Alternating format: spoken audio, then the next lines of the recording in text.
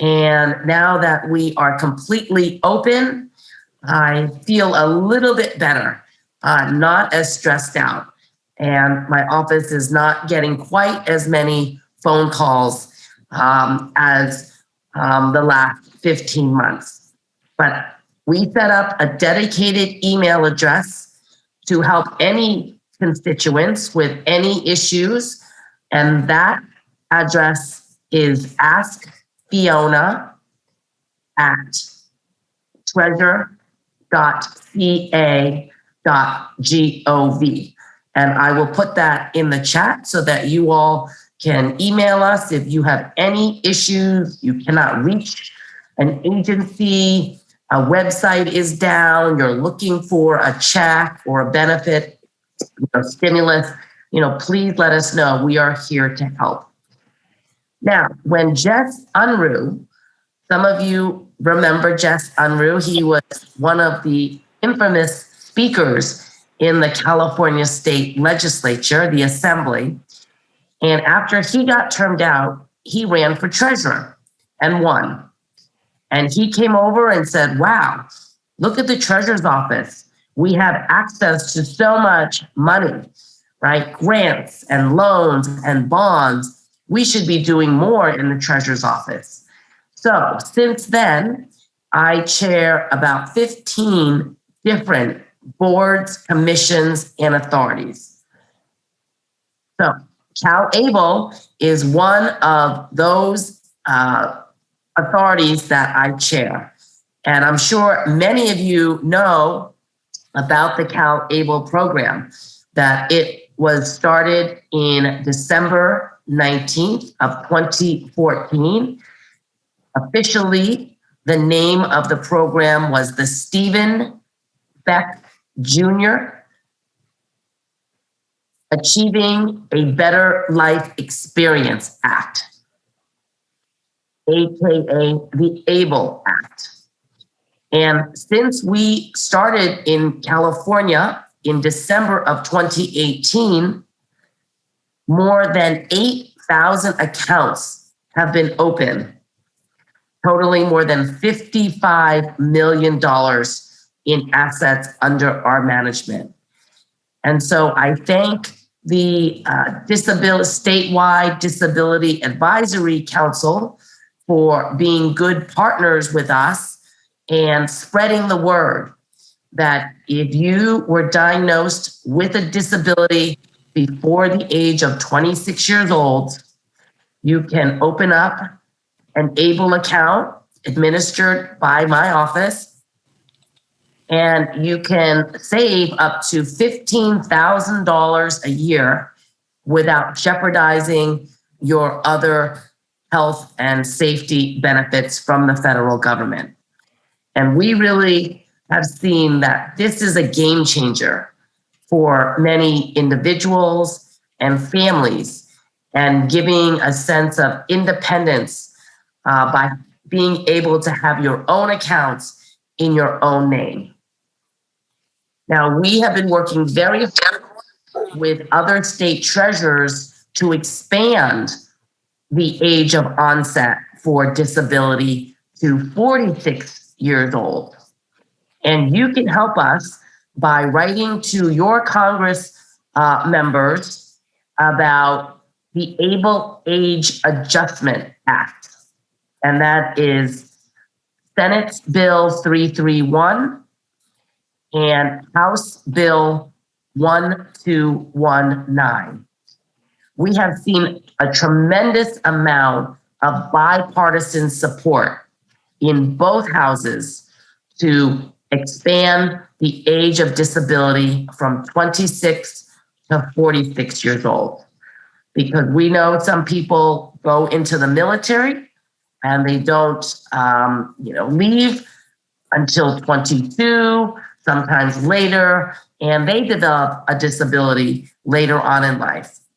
People who work also develop a disability later in life, past 26 years old. So we really think this is an important bill and a game changer for many individuals, and we need your help to lobby Congress and the Senate, and of course the President, to make this a reality and pass this Able Age Adjustment Act. Dante Allen is the executive director for our Cal Able Committee. He is not able to be here today. He is on vacation, but I'm sure many of you do know Dante. And if you have any questions about opening up an Able account, please email Dante or myself. And again, I will put all that information in the chat after I am done speaking. So I am open to any questions you may have or any issues that you think I should be aware of, both at the state and the local level, and also at the federal level. I am very active with the National Association of State Treasurers. And so we collectively lobby the federal government and the president on issues that are facing our constituents in our states. So I'm looking forward to hearing from some of you about things that you are facing or things that you would like to make me aware of. Treasurer Ma, thank you very much for that informative presentation. And again, I'll ask the audience to unmute and ask Treasurer Ma a question, or you can post your question in the chat. Please go ahead and take a moment to do that.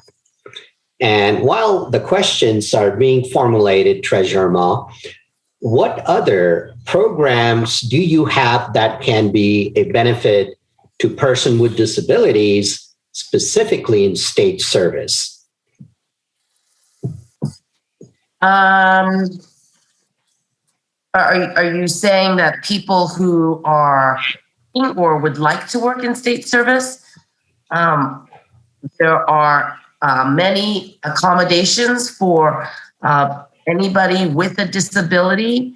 And if you are applying for a position, I know in my various offices, I have had interns and volunteers who are blind, for example. And so we have reconfigured our computers and our workspace to accommodate him and his dog. Sometimes I've had people in a wheelchair have volunteered in my office, and we make those accommodations as well. So the state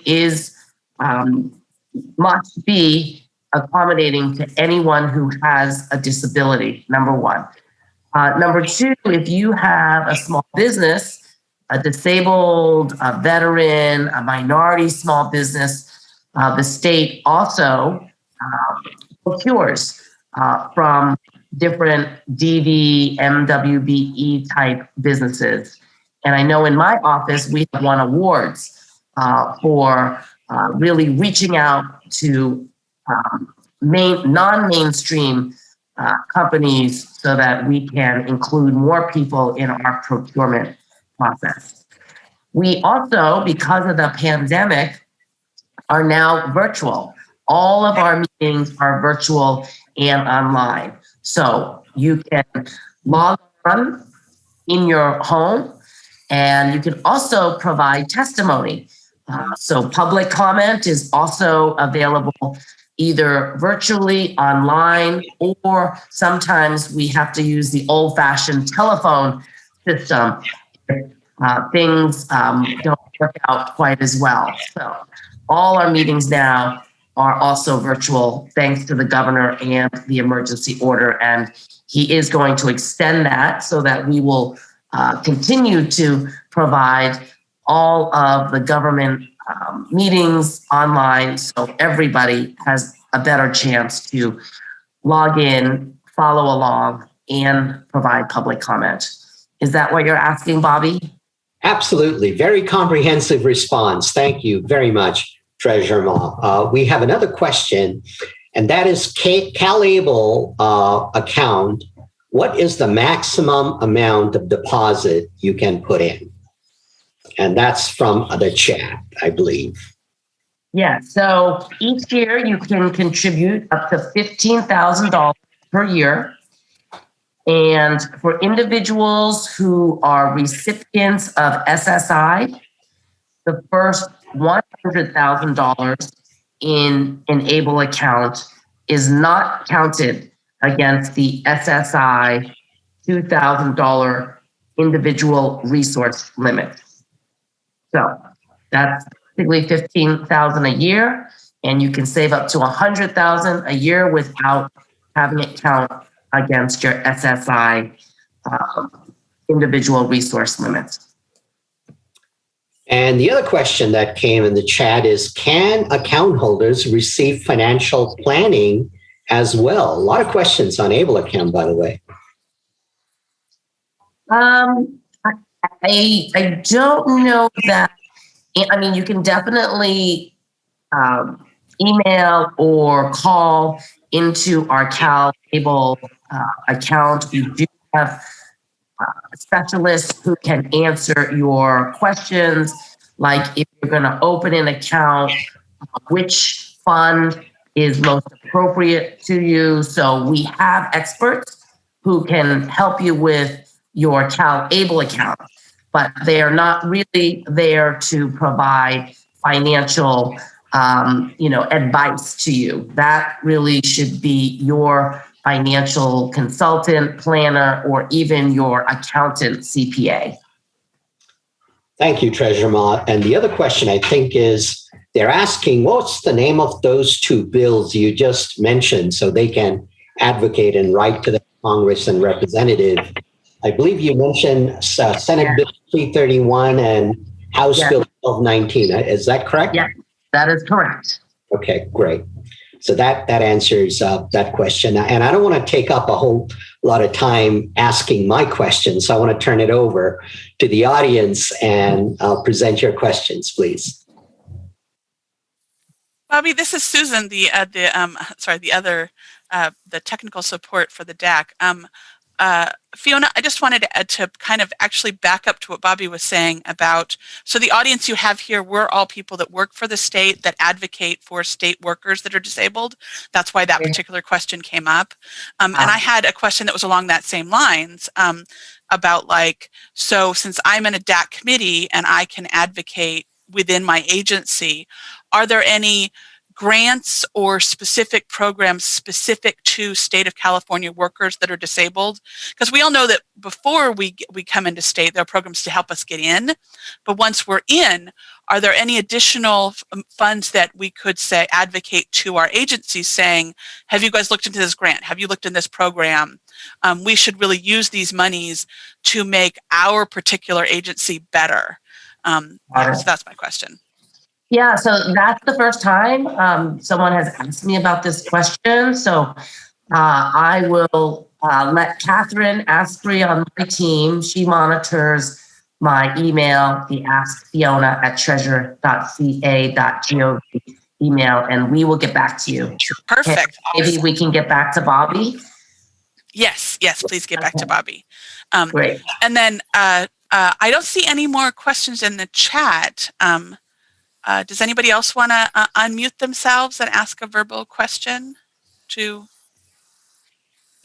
Hello, Fiona. I'm Matthew Sutscable. I'm actually the chair of the DMHC DAC. I'm actually very familiar with CalAble when it first started getting put into place, and it was my understanding that the account had to be used for essential life stuff. So one thing that was kind of discussed with that back years ago when it was first being set up that I never really got a answer on is with that, does that mean that they had a person using that account would have to provide some kind of physical evidence that they were using that what they withdrew from that account for, say, groceries or home purchases or things like that, when that would take place and how they would prove all of that, and what would count for those kind of essential life purchases? Yeah, so this is where I would need Dante's help in clarifying, but yes, in any government program, you do need to keep track of all of your expenses and paperwork in case you get audited, right? Just like your income tax returns. And there is a list on our CalAble website on eligible expenses, and it is very, very broad. So if you look at our website, maybe someone from my team can put in some of the eligible uses, but again, it is very broad. Program is really trying to help as many people as they can live a better life. So I just want to say that. And I think one of my team members is in the chat room and they will put in some of the eligible uses. But again, it's very broad. This is not one of those programs where the government's going to come and nitpick and ask you for, every single little, how many times, when, how. It really is a program to help those with disabilities live a better life. Thank you very much. This is Bobby here again. I'm going to step in and ask you a question. I was quite impressed with the fact that you were able to virtualize your operation. And how did you manage to do that? And what challenges, if any, that you faced in getting that transition happen? Because many of the agencies are always struggled initially to go virtual and convert into telework and all that. And how did your office manage that? That's a huge accomplishment.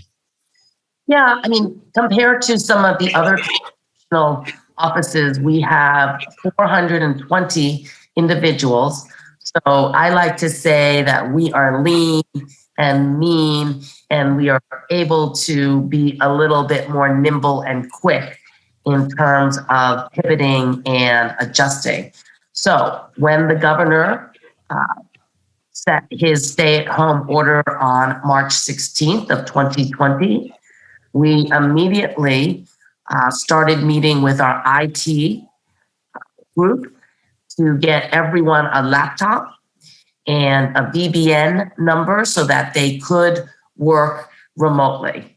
And it still is an ongoing challenge. Sometimes people have difficulties, right, logging on and accessing certain accounts because we do so much in the treasurer's office. But for the most part, we had meetings at 8 o'clock every day, 10 o'clock, 2 o'clock, really trying to get everyone transitioned to a telework experience. So it starts from the top.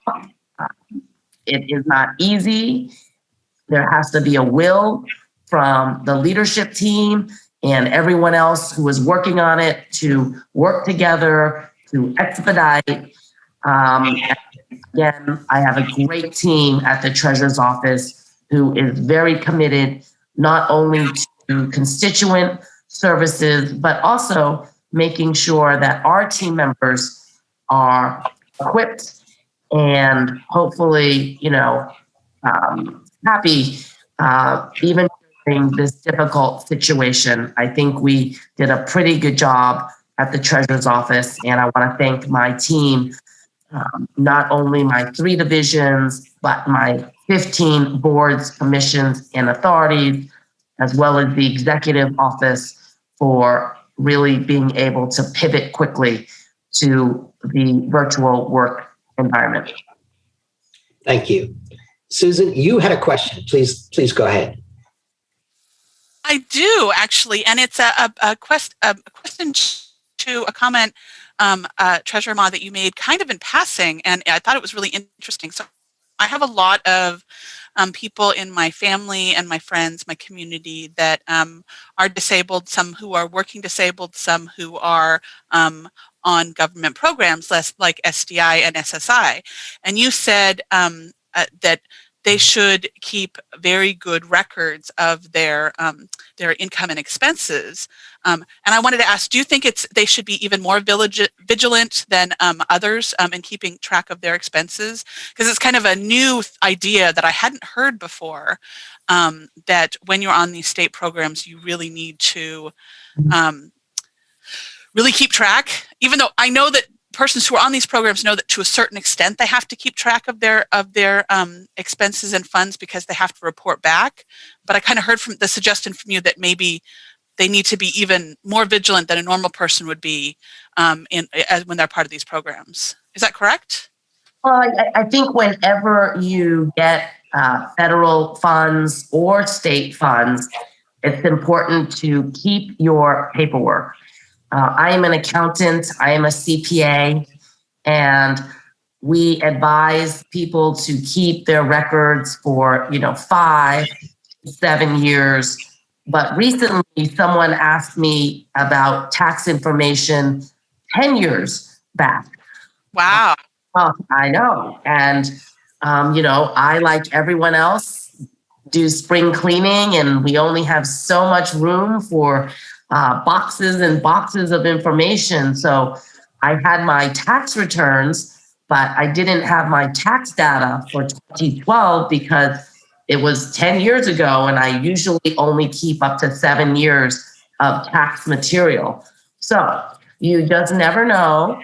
I think it's just better at the front end to do more work versus someone coming back later and asking you for some receipt, potentially that you had, 6 years ago, right? So I think it's just good practice to just keep as much paperwork, file it away, year after year. And then this way, if you do get audited or someone asks, hey, I see you spent money on this, because at some point, we do have auditors that go and sometimes do, spot checks to make sure that people are really adhering to the program. So you may be called randomly just to say, hey, where did you spend your Cal Able, money on in 2016? And so you want to be able to pull out your file and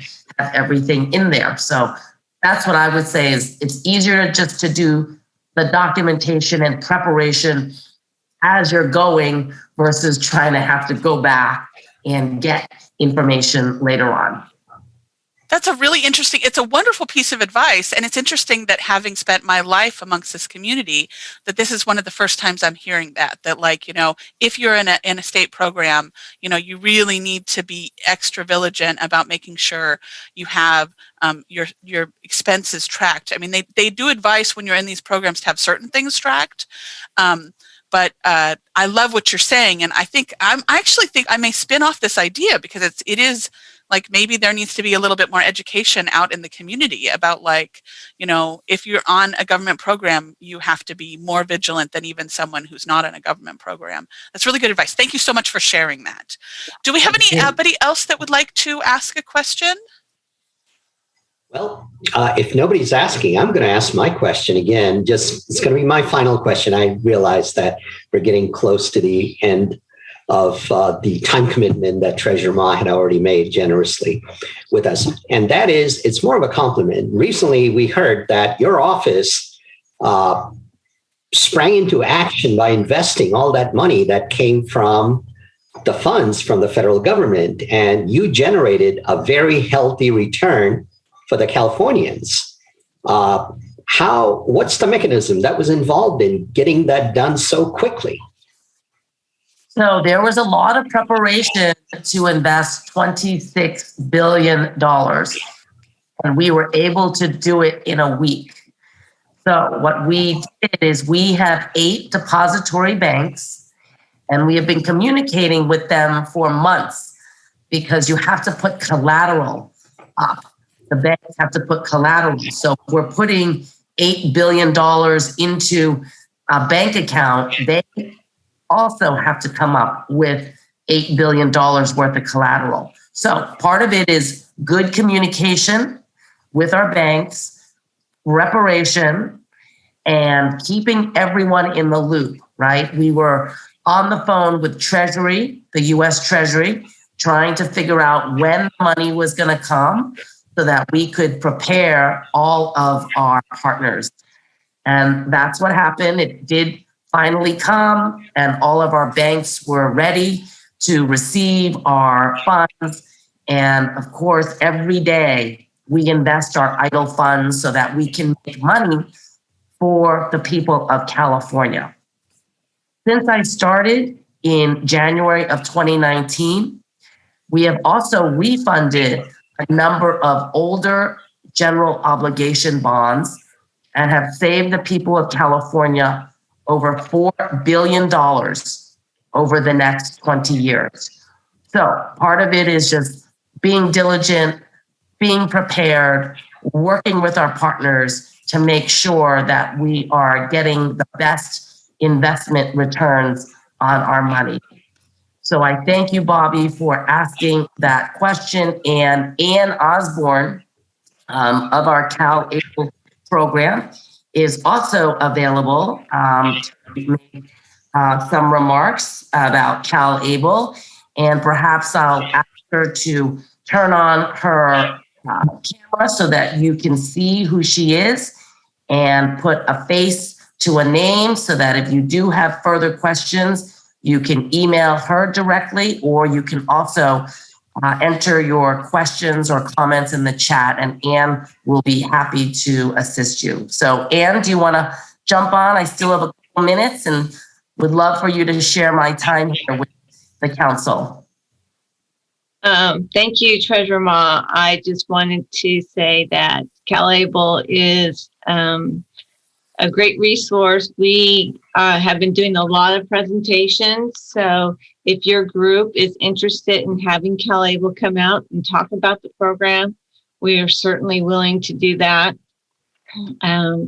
We know that we're kind of the best kept secret in state service. And we also know that there are a lot of employees that have family members that could benefit from CalAble. And so we would love to come out and just talk to your groups about that and open the dialogue. So if you have any requests, please send them to our office and we will be available for you. Thank you so much. Bobby, so beside CalAble, I also oversee two other savings programs. One is Scholar Share 529, and that is intended for parents or grandparents, aunts and uncles to save money for a child's college education. So similar to other savings programs, we really don't want students to go into high student loan debt, and it's never too early to open up a Scholar Share 529 and put aside that amount that you would maybe buy a latte every day at Starbucks, right? That's $100 a month. And after 18 years, you would probably accumulate over $60,000 for that student. So that is a great program. And then another new program is our Cal Savers program. There are approximately 7 to 8 million workers who are not offered a pension plan at their workplace. So a lot of small businesses, for example, right? It costs a lot to run a retirement plan. And so now any employer who employs over 5 employees or more will eventually have to open up a Cal Savers account so that these individuals can also save money for their retirement.